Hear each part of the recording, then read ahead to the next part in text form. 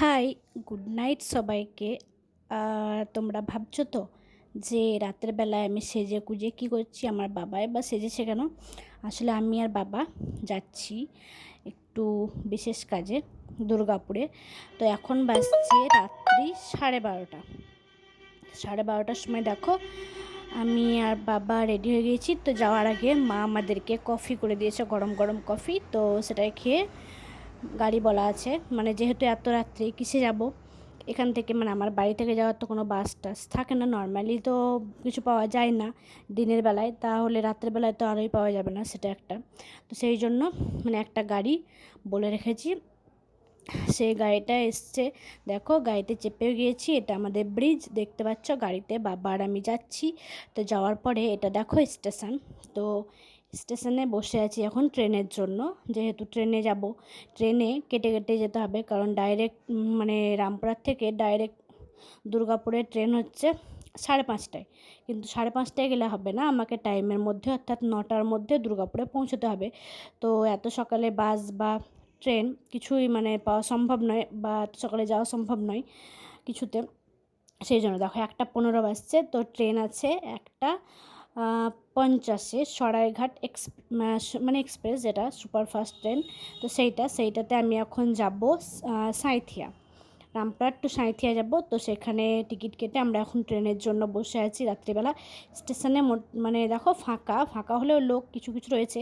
তো এখন ট্রেন আসছে খবর দিয়েছে, সেই জন্য আমরা যাচ্ছি হাঁটতে হাঁটতে, যেহেতু ট্রেনে মানে অনেকটা যে মানে স্টেশনের মধ্যে থেকে একটু সামনের দিকে যাচ্ছি যাতে আমরা সিট পাই বা সেরকম।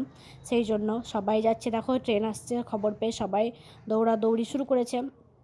তো ট্রেন আসুক তোমাদেরকে আমি দেখিয়ে দিই, ট্রেন আসবে, তারপরে এখান থেকে আমরা সাঁইথিয়া গিয়ে সাঁইথিয়াতে আবার ট্রেন, তারপরে সেইখান থেকে আবার সিউড়ি থেকে আবার দুর্গাপুর, মানে 3টে ট্রেন চেঞ্জ করতে হবে।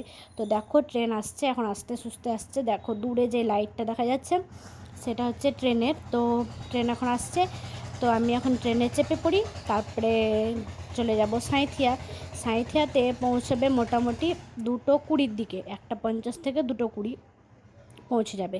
তারপরে সাঁইথিয়াতে আবার ট্রেন রয়েছে 4:10-এ।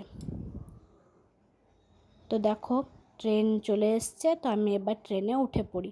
ট্রেনে উঠে পড়ে সাঁইথিয়াতে নেমেও গিয়েছি। এবার সাঁইথিয়া স্টেশনটা মনে হয় চেঞ্জ হয়েছে, কারণ আমি যেহেতু ছোটোবেলায় একবার দুবার গিয়েছি সে কারণে মনে নেই, কিন্তু বাবা বললো যে একটু মানে চেঞ্জ করেছে। তো স্টেশনে নেমে আবার ওভারব্রিজ পেরিয়ে এসে এখন টিকিট কাটার জন্য যাচ্ছি। ট্রেন সাঁইথিয়াতে, যেই ট্রেনটা এবার সিউড়ি যাব সেই ট্রেনটা সাঁইথিয়াতেই থাকে, মানে ওটা সাঁইথিয়া থেকে ছাড়ে, সেই জন্য সাঁইথিয়াতেই আছে। তো আমরা জাস্ট টিকিটটা কেটে ট্রেনে উঠে এখন একটু ঘুমিয়ে নেব, বসে বসে ঘুমিয়ে নেব। তো দেখো টিকিট কেটে নিয়ে এখন ওভারব্রিজ পেরিয়ে আমরা ট্রেনে চাপবো বলে যাচ্ছি। দেখতে পাচ্ছ বাম সাইডে যে একটা ট্রেন লেগে আছে, এটা হচ্ছে আমরা যে ট্রেনটা এসেছি সেইটা, আর ডান সাইডে যে ট্রেনটা রয়েছে সেইটা হচ্ছে আমরা যেটাই সিউড়ি যাব সেই ট্রেনটা। তো এটা হচ্ছে মানে সাঁইথিয়া টু অন্ডাল মানে কি লোকাল মেমু ট্রেন যেগুলো বলে, তো সেটাই। তো ওই ট্রেনে উঠে এখন একটু বসে নেবো, কারণ এখন অনেক টাইম, 2:30 থেকে 4:10, মানে এখন প্রায় 2.5 ঘন্টা মতো টাইম রয়েছেই। তো এই টাইমটা কী করব, ঘুম তো সেরকম হবে না, কারণ যেহেতু ট্রেনে ফাঁকা রয়েছে, তো ফাঁকা ট্রেনের মধ্যেই বসে থাকতে হচ্ছে। বসে থাকার পরে ট্রেন যখন ছাড়লো, ট্রেন ছেড়ে এখন দেখো আমরা, এটা কিন্তু কি বলবো, এটা হচ্ছে সিউড়ি বাস স্টেশন। তো সিউড়িতে নেমেছি তখন বাসছে মোটামুটি কটা, 4:45, হ্যাঁ 4:45টার দিকে সিউড়িতে নেমেছি। 4:45টাও নয়, 4:30টার দিকে সিউড়িতে নেমেছি। সিউড়িতে নামার পরে সেখানে আবার ট্রেন হচ্ছে 5:05-এ, সিউড়ি টু দুর্গাপুর ট্রেন হচ্ছে 5:05-এ। তো সিউড়িতে নেমে এখন টিকিট কাটতে যাচ্ছি, যেহেতু সবটা আমার নতুন, মানে আমি সিউড়ি স্টেশনে গিয়েছি কবে, আমি যখন ক্লাস 8-এ পড়ি তখন আমি এনসিসি করতাম যেহেতু, তো এনসিসির সূত্রে আমাদেরকে ফায়ারিং করতে নিয়ে গিয়েছিল সিউড়ি বিদ্যাসাগর কলেজে, সেখানে আমাদের এনসিসি থেকে ফায়ারিং করতে নিয়ে গিয়েছিলো। তো সেইখানে তখনই আমি রামপুরহাট থেকে সিউড়ি গিয়েছিলাম ট্রেনে, আর ওই স্টেশনে মানে গিয়েছি, বাসে একবারই গিয়েছি সিউড়ি আমি ট্রেনে ফায়ারিং করতে গিয়ে ওখানে স্টেশনে নেমে ওখান থেকে বিদ্যাসাগর কলেজ হেঁটেই গিয়েছিলাম, যেহেতু সবাই মিলে গিয়েছিলাম বন্ধুবান্ধবরা সবাই। তখন ক্লাস 8-এ পড়ি তখন। দেখো এখন বাজছে 8:30, মানে এখন আমরা দুর্গাপুর পৌঁছে গিয়েছি। এখন সকালও হয়ে গিয়েছে। দুর্গাপুর পৌঁছে স্টেশনে বাথরুম, তো সেখানে বাথরুম গিয়ে মানে ফ্রেশ হয়ে তারপরে ধরো আবার আমরা একটু গিয়েছিলাম কি মানে স্টেশনের ডান সাইডটায় গিয়েছিলাম, সেখানে মানে বাস টাসের জন্য, যেহেতু প্রথমবার দুর্গাপুর গিয়েছি, কোথায় বাস স্ট্যান্ড কোথায় কি মানে জানি না, তো সেখানে গেলাম। তো সেখানে মানে যে অটো দাঁড়িয়ে ছিল তারা তো বলছে যে যেই জায়গাটা আমাদের যাওয়ার কথা সেই জায়গাটা যেতে 200 টাকা, দুজনে 200 টাকা নেবে। কিন্তু আমি ম্যাপে দেখে তাদেরকে বললাম যে মাত্র সামান্যতে 21 মিনিটের রাস্তা স্টেশন থেকে, তো সেখানে যেতে কেন 200 টাকা লাগবে, এত টাকা। তো বলছে না, আমাদেরকে যেহেতু প্রথম গিয়েছি বুঝতে পেরেছে যে হ্যাঁ অচেনা, তো বলছে না 200 টাকাই লাগবে। তো বললাম থাক, আমাদের যাওয়ার কোনো দরকার নেই, আমরা চলে যাচ্ছি। মানে এমন মানে অচেনা জায়গায় যখন যদি কেউ তোমাকে বুঝতে পারে যে নতুন অচেনা, তো সেখানে মানুষ ফাঁদ পেতে বসে থাকে কিভাবে তোমাকে মানে তোমার কাছ থেকে টাকা হোক বা কিছু ছিনিয়ে নেবে। তো যাই হোক, আমরা ওদের ফাঁদে পা দিইনি। আমরা এসে আবার বাস স্ট্যান্ড খুঁজে বাস স্ট্যান্ডে এসে বাস স্ট্যান্ড থেকে বাস ধরে এলাম, যেখানে বাসে ভাড়া নিচ্ছে দুজনের 25-50 টাকা, সেখানে ওরা নেবে 200 টাকা, মানে 150 টাকা বেশি। তো যাই হোক, আমরা চলে এসেছি বাসে আসার পরে আমার যে কাজটা ছিল সেটা কমপ্লিট করেছি। কমপ্লিট করার পরে আমি 12টার সময় আবার কমপ্লিট করে বেরিয়ে এসে দেখো এটা হচ্ছে দুর্গাপুরের বাস স্ট্যান্ড। তো সেখান থেকে আমাদেরকে বললো সিটি সেন্টার যেতে হবে। সিটি সেন্টার বাস স্ট্যান্ডে গিয়ে মানে ওখানে স্টেট বাস পাওয়া যাবে। তো আমরা সিটি সেন্টার বাস স্ট্যান্ডে এসেছি, সেখানে জিজ্ঞেস করলাম যে আমাদের ডাইরেক্ট রামপুরহাট দুর্গাপুর টু রামপুরহাট যেতে কতটা লাগবে।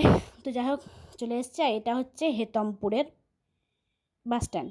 তো আমরা ওই উপর দিয়ে এসেছি, তো বলেই দিলাম। যাই হোক, এটা সেখানকার বাস স্ট্যান্ড, দেখে হয়তো বোঝা যাচ্ছে, নাও বোঝা যেতে পারে, কারণ সবাই তো চিনে না জানে না, আমি যেহেতু জানি তো আমি এটা বলে দিলাম। তো তারপরে আমরা যখন বাড়ি পৌঁছেছি তখন বাসছে মোটামুটি কটা 7টার সময় বাড়ি পৌঁছেছি।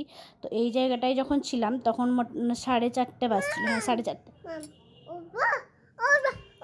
তখন 4:30 বাজছিল। তো যাই হোক, সিউড়ি যখন পৌঁছালাম তখন 5টাও নয়, মোটামুটি হ্যাঁ 4:45টার দিকে সিউড়ি নাকি না সিউড়ি পৌঁছায় তখন বাজছিল 5টা, হ্যাঁ 5টার সময় সিউড়ি পৌঁছেছি। তারপরে সিউড়ি থেকে আমার রামপুরহাট আসতে 1.5 ঘন্টা, আর দেখো আমাদের ব্রিজ এখন বাজছে 7:30। তো আমরা আবার 7:30টায় বাড়ি ফিরে এসেছি। পুরোটা দিন পিকু আমাদের সঙ্গে মানে যায়নি, আমি আর বাবাই গিয়েছিলাম। তো পিকু তো বলে গিয়েছিলাম শোনা দুষ্টুমি করো না, সব যা দিভাই যা দেবে তাই খেয়ে নেবে। তো পুরো কথা রেখেছে। আমাকে মা আসার পরে বলছে যে পিকু কোনো দুষ্টুমি করেনি সারাদিন। হ্যাঁ ওর মুডটা একটু খারাপ ছিল যেহেতু মামাম ছিল না, কিন্তু হেসেছে, মানে মনে দুঃখ থাকলেও হাসি মুখেই থেকেছে, কাউকে ধরা দেয়নি যে ওর মামামের জন্য কষ্ট হচ্ছে।